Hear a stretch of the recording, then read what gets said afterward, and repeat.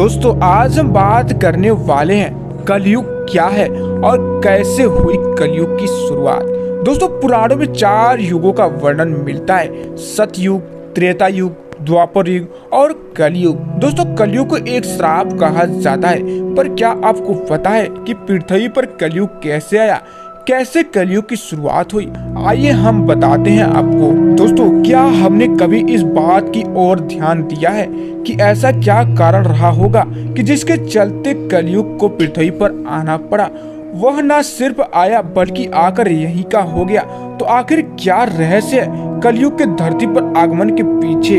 आइए जानते हैं। तो दोस्तों इस वीडियो को 1 सेकेंड में बिना स्किप किए बिना लास्ट तक जरूर देखिएगा, क्योंकि दोस्तों आज मैं दावा करता हूं कि यदि यह वीडियो आपने लास्ट तक देख लिया तो आपके मन में कोई भी सवाल नहीं रहेगा। बिना देर किए स्टार्ट करते हैं। दोस्तों जब धर्मराज युधिष्ठिर अपना पूरा राज्यपाठ परीक्षित को सौंपकर अन्य पांडवों और द्रौपदी समेत महापलायन हेतु हिमालय की ओर निकल पड़े थे, उन दिनों स्वयं धर्मराज बैल का रूप लेकर गाय के रूप में बैठी पृथ्वी देवी से सरस्वती नदी के किनारे मिले।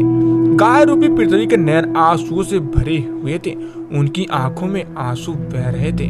तब पृथ्वी को दुखी देख धर्म ने उनसे उनकी परेशानियों का कारण पूछा।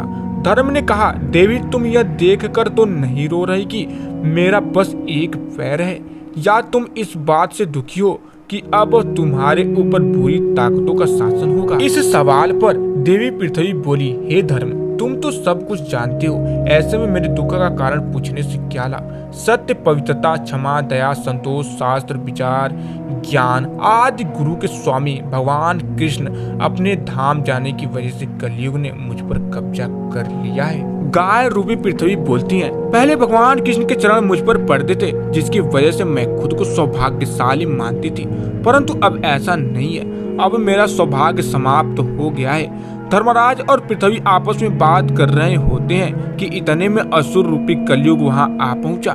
बैल रूपी धर्म और गाय रूपी पृथ्वी को मारने लगा। राजा परीक्षित वहां से गुजर रहे थे। जब उन्होंने यह दृश्य अपनी आंखों से देखा तो कलयुग पर बहुत क्रोधित हुए।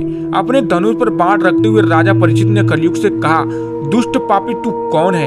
इन निर्दोष गाय तथा बैल को क्यों सता रहा है? तू महान अपराधी है, तेरा अपराध क्षमा योग्य नहीं है, तेरा वध निश्चित है। राजा परीक्षित ने बैल के स्वरूप में धर्म और गाय के स्वरूप में पृथ्वी देवी को पहचान लिया। परीक्षित राजा ने उनसे कहा, हे वृषभ, आप धर्म के मन को भली भांति जानते हैं, इसलिए आप किसी के विषय में गलत ना कहते हुए अपने ऊपर अत्याचार करने वाले का नाम भी नहीं बता रहे हैं। धर्मराज सतयुग में पवित्रता, दया और सत्य 4 चरण थे। त्रेता में 3 चरण रह गए, द्वापर में 2 ही चरण रह गए और अब इस दुष्ट कलयुग के कारण आपका एक ही चरण रह गया है। पृथ्वी देवी भी इसकी बात से दुखी है। इतने कहते ही राजा परीक्षित ने अपनी तलवार निकाली और कलयुग को मारने के लिए आगे बढ़े। राजा परीक्षित का क्रोध देखकर कलयुग कांपने लगा। कलयुग भयभीत होकर अपनी राक्षसी वेश को उतार कर राजा परीक्षित के चरणों में गिर गया और क्षमा याचना करने लगा।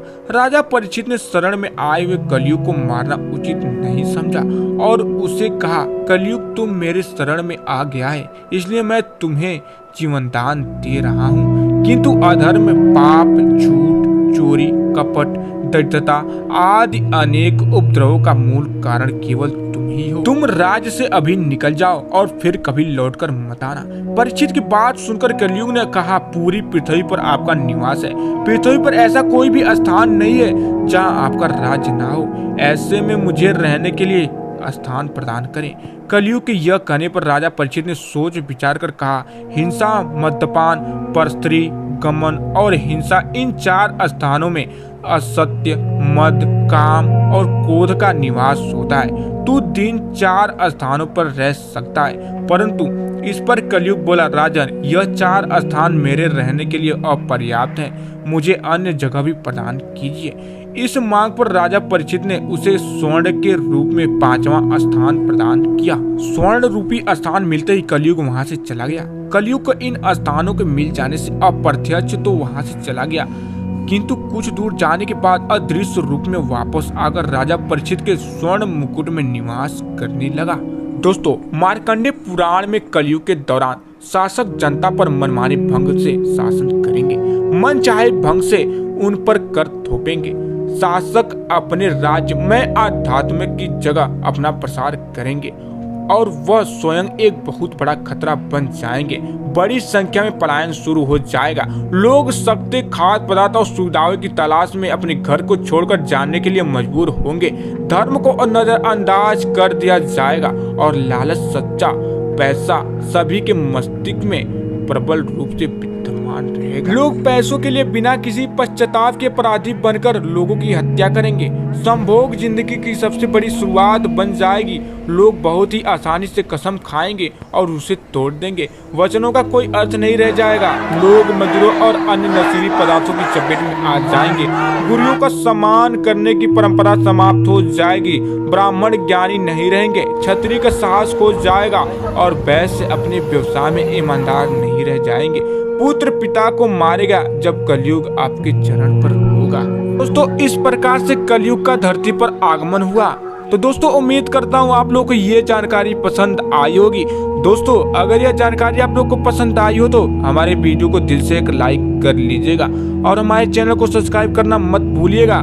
तो दोस्तों, फिर मिलेंगे, तब तक के लिए जय हिंद, जय भारत, वंदे मातरम।